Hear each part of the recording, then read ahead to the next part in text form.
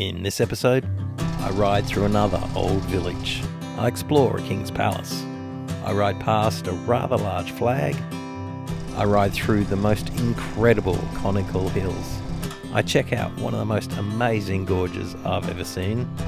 I wander down another dirt track and explore a massive market. Morning.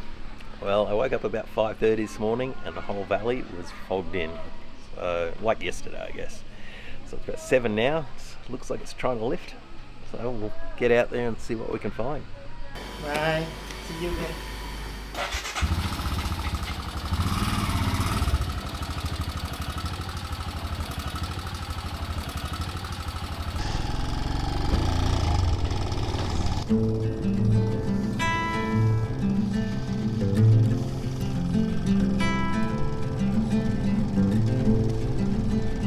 There was a pin on the map to, I think, another old village like yesterday. So while I was in the area, I thought I may as well check it out. I turned off the main road and quickly rose up the side of the valley through the tight switchbacks.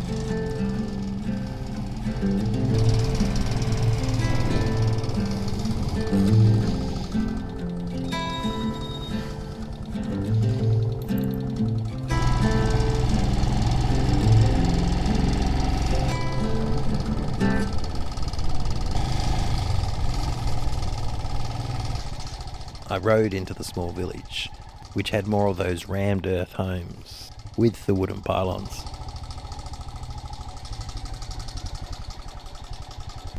I'd need a rock doctor to confirm it, but the rocks here looked volcanic. It was like I was navigating my way into a secret valley nestled in the hills.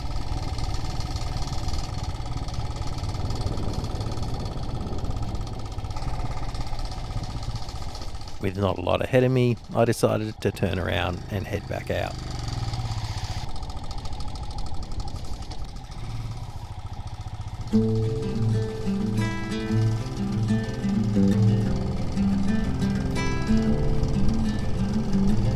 I got back to the main valley. Once I made my way down to the valley floor, I'd be heading through the massive conical hills in front of me.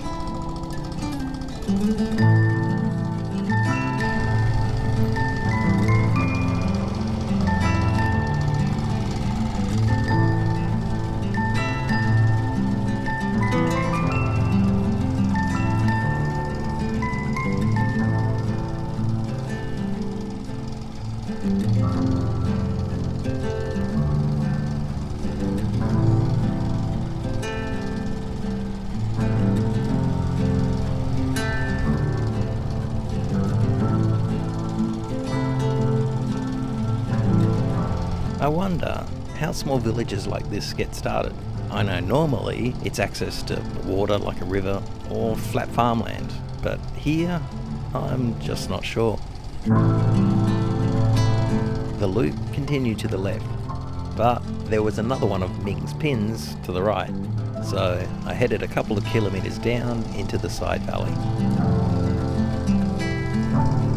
I was heading to a king's palace.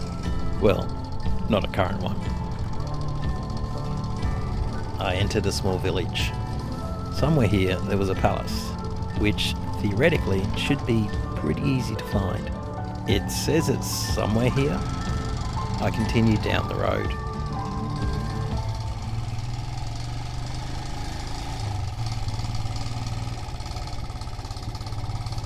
Nope, that's the end of the village. What about up this laneway? It's got to be close, as there is only one main street in this village. Well, I found it. I had already ridden past it. I walked up the path to the entrance.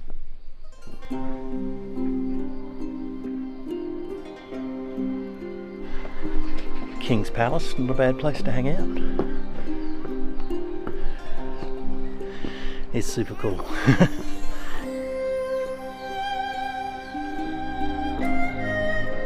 You can see why this place has lasted.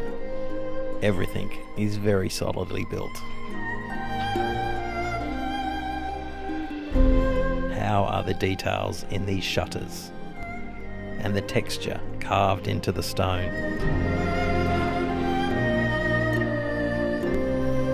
This was the kitchen with its large woks and fireplaces below. Also places to hang their dried meats and some of the pottery from the period. The palace even had stables out the back.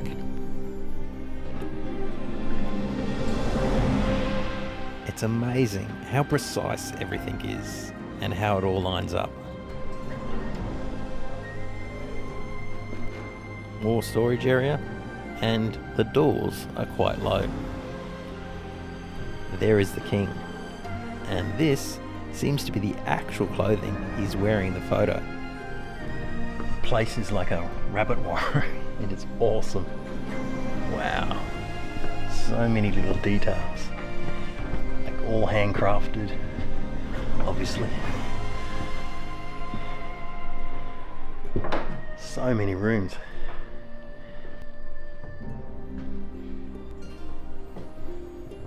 Well, I guess back in the day, every palace needed to defend itself.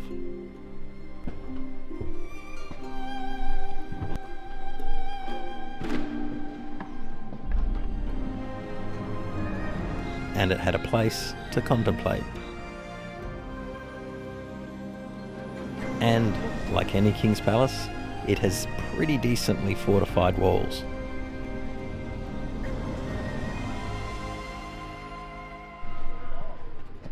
Well, that pin on the map was definitely worth checking out. It was really interesting. Just a whole different world. Amazing. I headed off again, out of the village market square.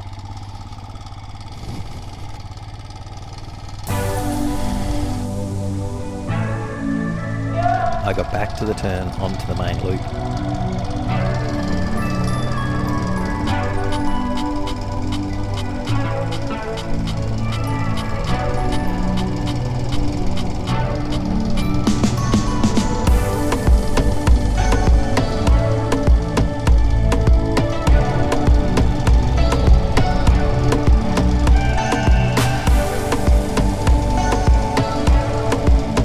See glimpses of the mountains through the trees, so I pulled over to get a better look.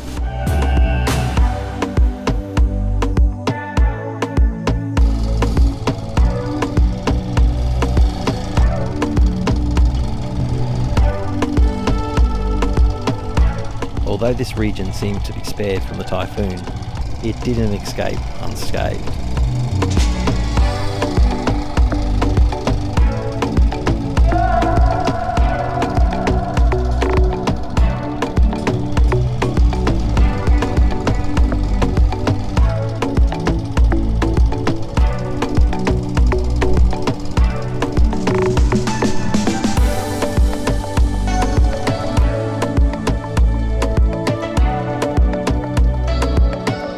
Continued down that road, but I was taking a slight detour to check out literally the very north of the country.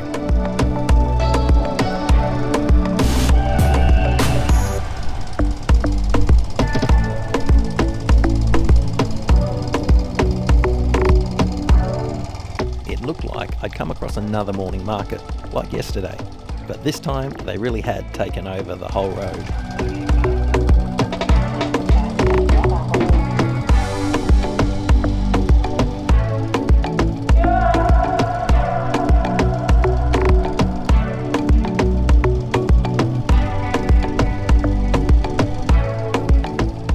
I went from a small country road to this.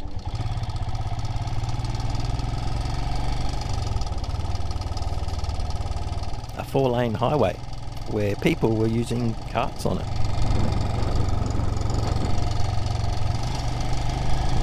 In the distance, I could see what I'd come here for. Also, behind it was China.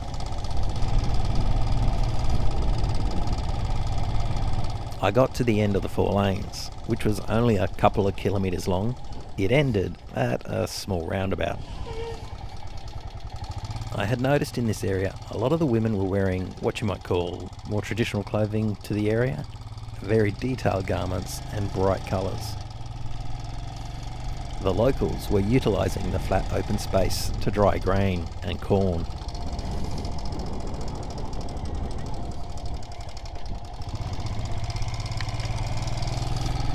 I rode up the small path to the top.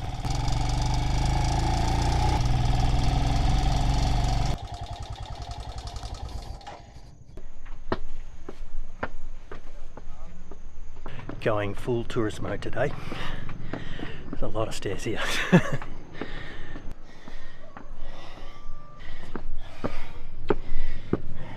I had made it to Lung Ko, which has a 30-metre tall monument on it and a flag on top of that.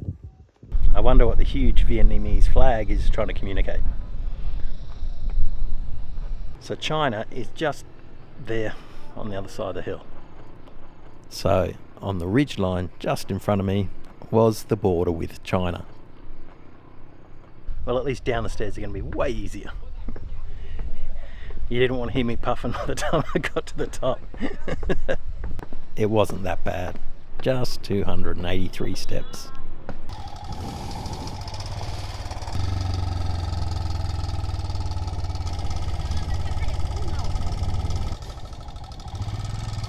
I headed back along the empty highway, I guess.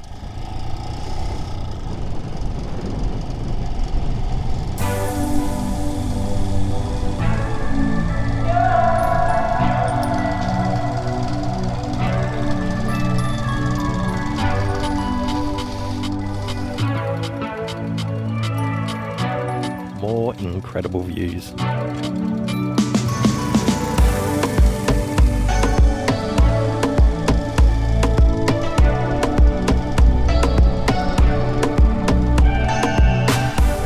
Wow, now that's what I get to ride through. There are just so many amazing views around every corner.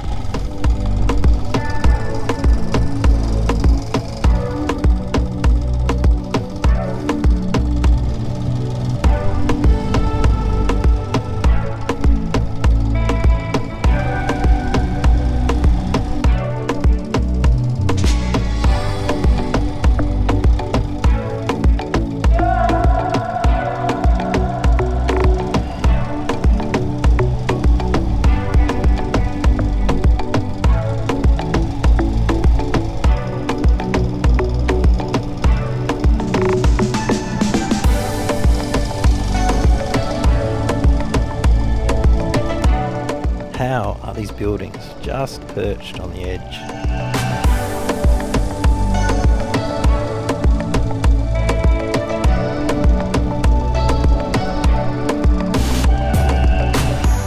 I rode into one of the larger towns in this area of the country. I thought I may as well top up while there was a fuel station in front of me. The fuel attendants here always point to the Bowser to indicate that they're pumping from $0. One thing they don't seem to do here is fill the tank right to the top. I have to ask them each time to fill it to the top. I gather most people aren't just roaming around like me and not knowing when they'll get the next chance to fill up.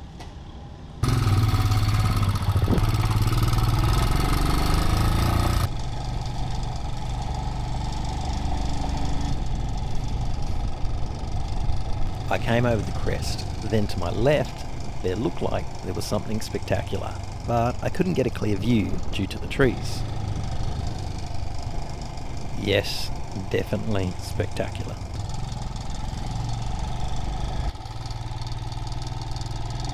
From the sign, it seemed I was now in Meovac.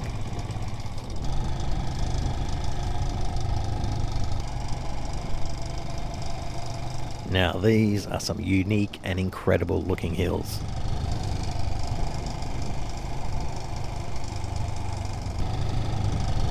That hill has a massive cave in the side of it. It doesn't look like it goes right the way through.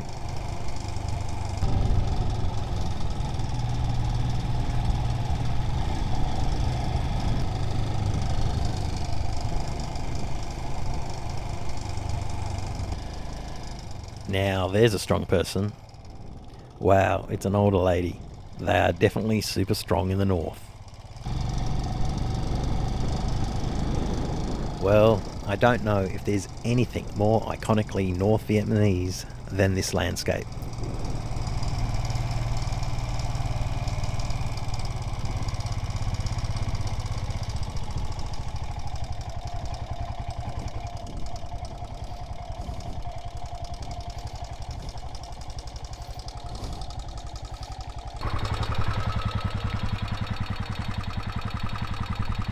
I took a moment to take it all in.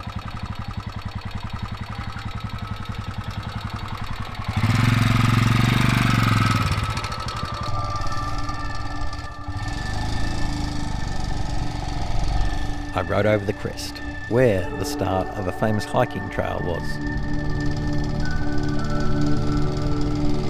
And well, there was also this. Does it get any better? This is definitely next level in spectacular landscapes.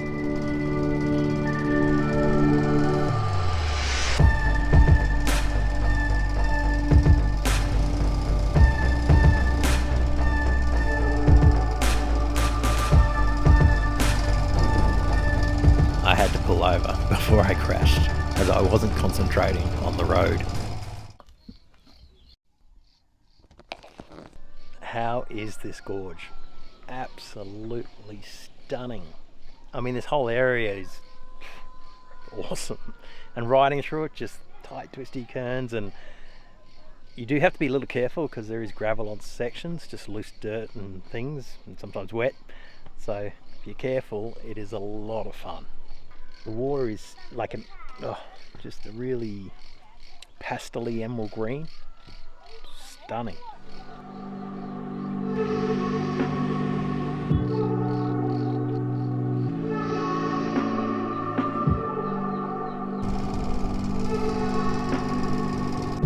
I continued along the road until it turned back into another valley with towering mountains either side.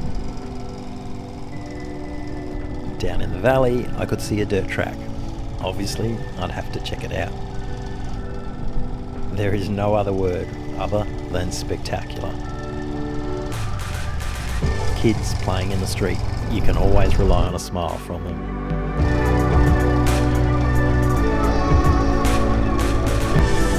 I turned on to the dirt road.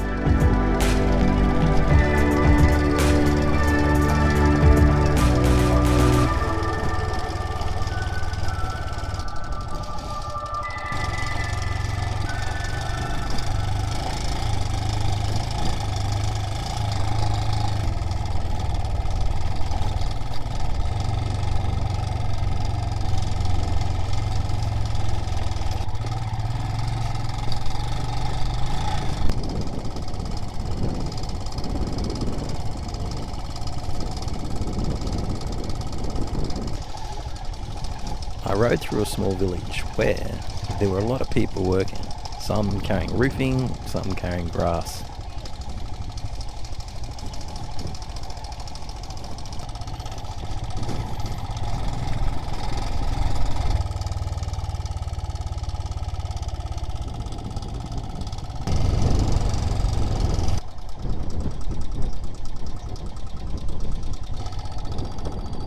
I thought I'd see if I could ride up beside the river.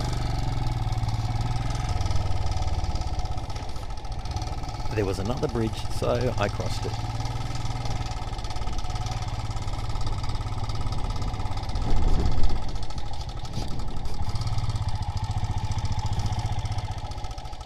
Well, that sign didn't look promising.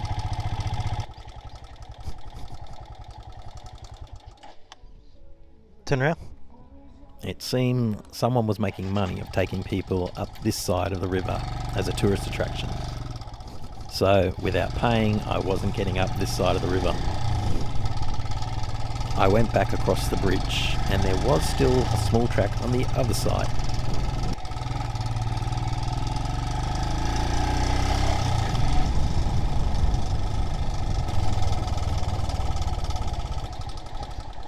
I got to where there'd been a landslide, near a few houses.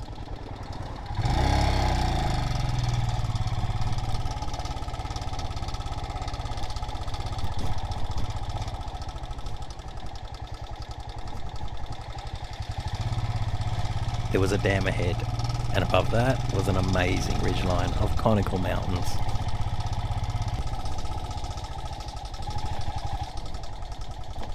I continued down the path and passed a couple more houses, and then,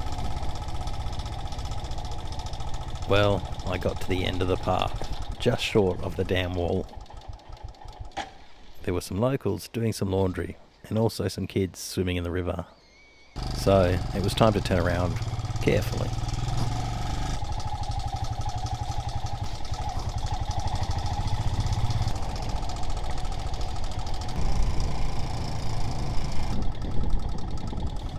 I headed to the large building. I tried my, hopefully, international sign for I need a drink. No drink? Okay. It's rather warm, so I've pulled over to get a cold drink. It's some sort of tourist step-off point. I don't know if that's for the river cruises or... I don't know, there's a lot of buses going through too, so... But they have eskies and cold drinks in them, so that's all I needed. Alright, back up that hill. That rough little hill.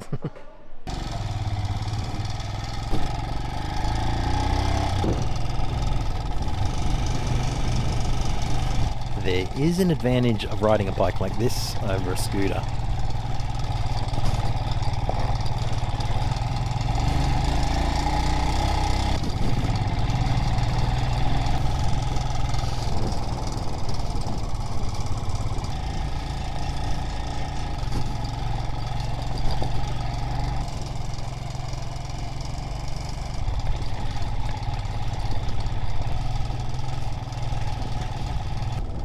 I got back onto the loop and continued to the next town.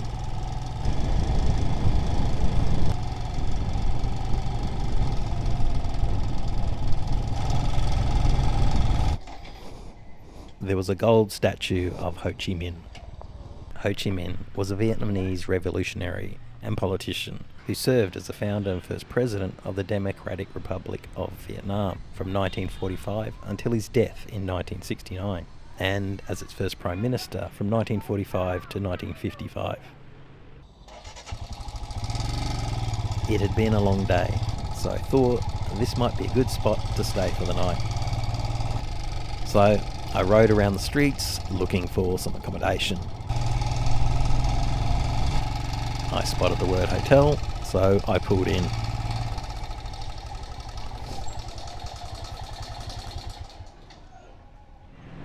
I decided to go for a wander around town. There was a massive building that looked like it housed a market, so I went inside to check it out. It had rows of clothing that went on for days. This looks like the container, Tupperware, and storage section, with a few eggs thrown in. Household products, a place to sit down and eat. Meat, chickens, lots of vegetables, even crabs. And we have spotted eggs. I think they might be quail eggs. And there were so many other things.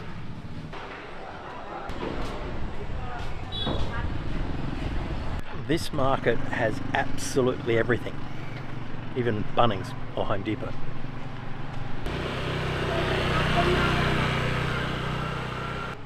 With my exploring of the market over, it was time to call it a day.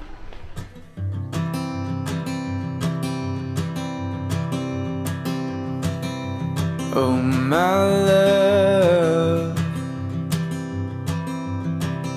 you're such a fragile thing, I know. In the next episode, it starts off a little wet and foggy.